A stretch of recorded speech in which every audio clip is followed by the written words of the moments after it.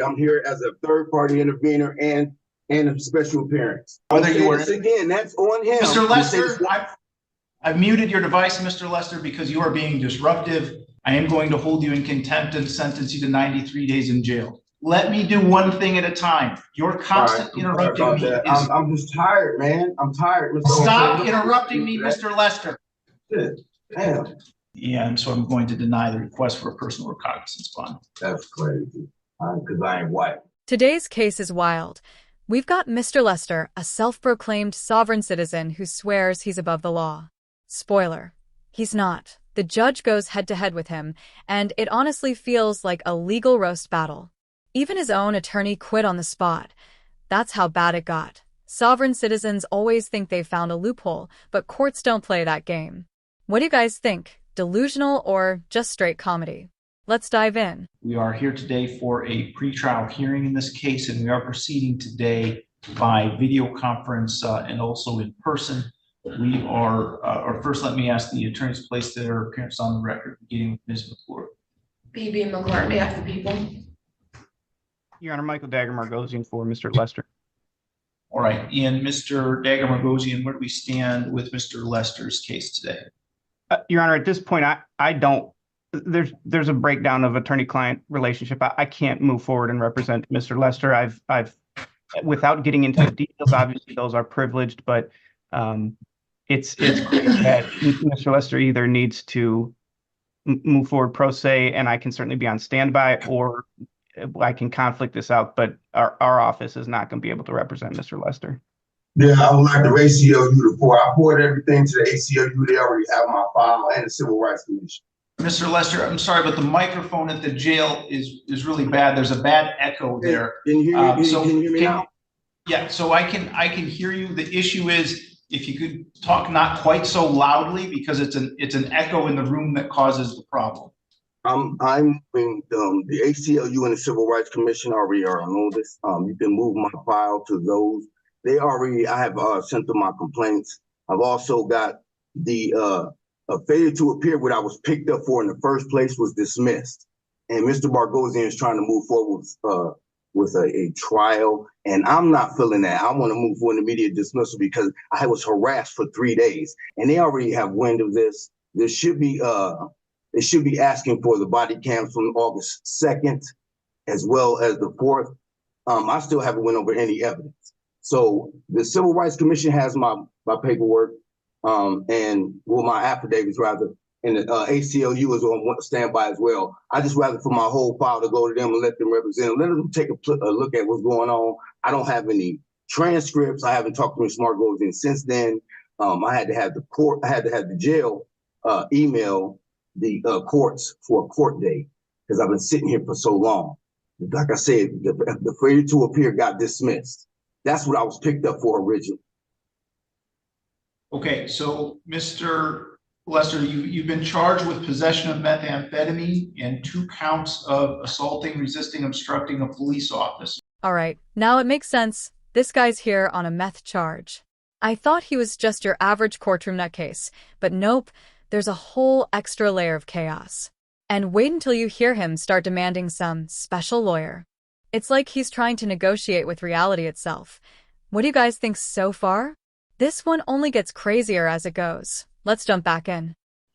You have previously been represented by the Public Defender's Office, and they are requesting to withdraw as your attorney at this point. If that were to happen, another attorney would be assigned to you.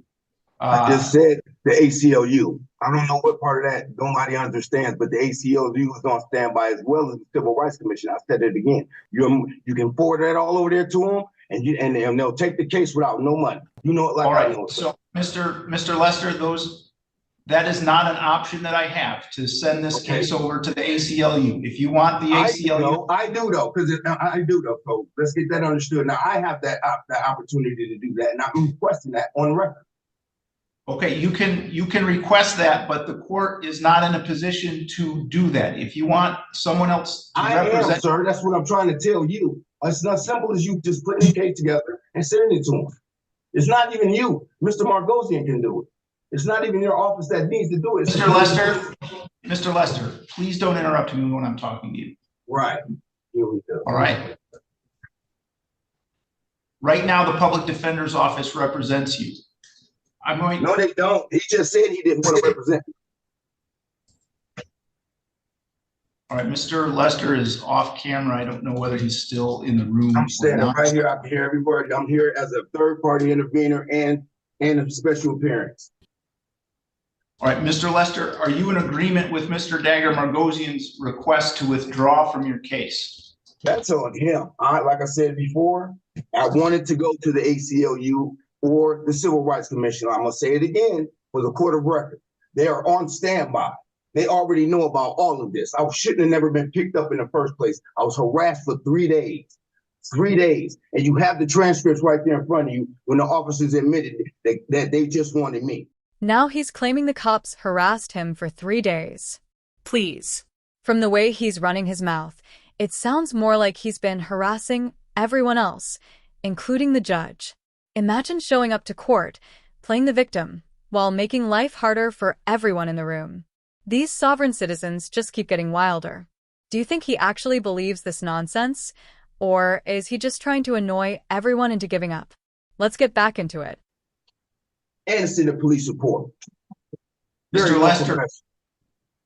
Lester, I need a yes or no answer to the question of whether you were... Again, that's on him. Mr. Lester, I've muted your device, Mr. Lester, because you are being disruptive and you are not allowing this court process to continue. I'm going to give this one more opportunity. I'm going to unmute your device. I'm going to ask you the question.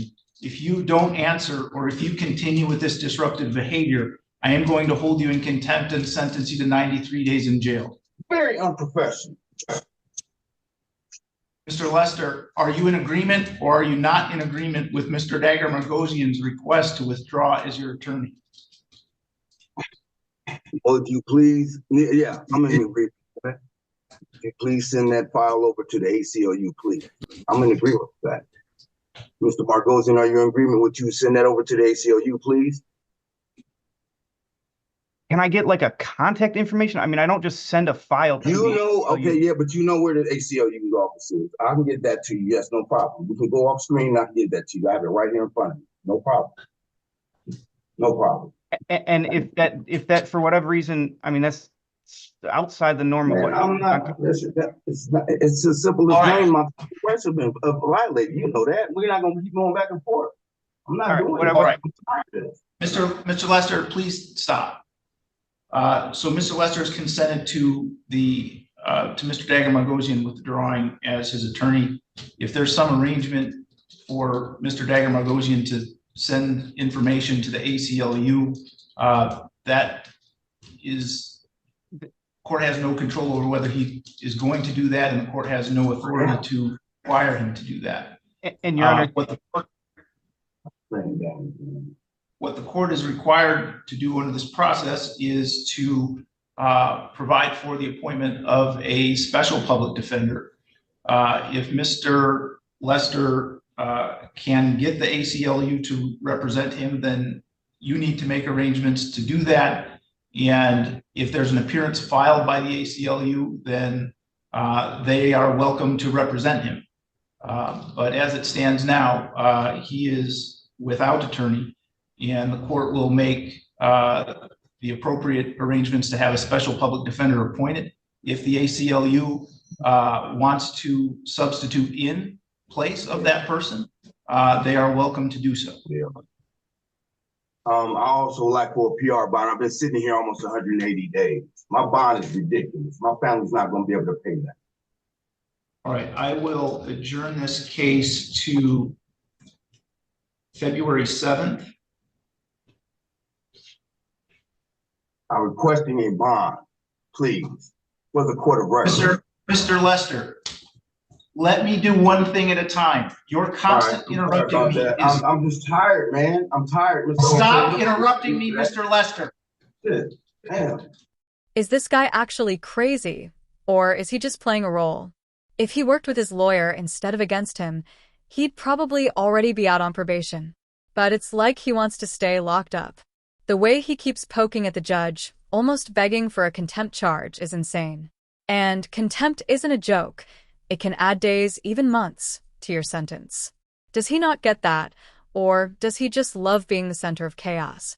Maybe both. Either way, he's definitely in the running for most annoying defendant of the year. And trust me, when the judge finally snaps in the next minute, it's pure gold. Let's get back into it. How did this, man? Pretrial is adjourned to February 7th at 8:15 a.m. Mr. Lester has made a request for a personal recognizance bond. Court has addressed the issue of bond with Mr. Lester numerous times previously. My decision on bond and reasons for it at this point have not changed. Supposed to be professional. Mr. Lester currently has a Too expensive, sir. Too expensive. Mr. Lester currently has a $5,000 cash or surety bond in this case, and that is appropriate, in my opinion, to assure his further appearances at this court. And so I'm going to deny the request for a personal recognizance bond. That's crazy. Because I ain't white. Mr. Mark, go to Mr. the Mr. Lester. All right, you know what, Mr. Lester, stop. I muted your device, Mr. Lester. You have been warned repeatedly by me in this hearing as well as in other hearings. You are in contempt of this court as a result of your behavior here today. It's a sentence of the court that you served 93 days in the Lenawee County Jail. There's no further information that the court needs to find the contempt. It was directed in the presence of the court and after being warned numerous times. So, Mr. Lester, you can let the officer that's with you know that you are done with court for today. I will put the device in the waiting room until you are gone. Accusing the judge of being racist with no proof? Yeah, that was never going to end well. This guy lives to play the victim, blaming everyone but himself. The judge was calm way longer than I would have been, and honestly, that contempt charge was overdue. He's lucky it wasn't worse. Maybe some time in a cell is exactly what he needs. What do you think? Too harsh, or did he deserve it? Let me know in the comments, and don't forget to like and subscribe for more wild court moments.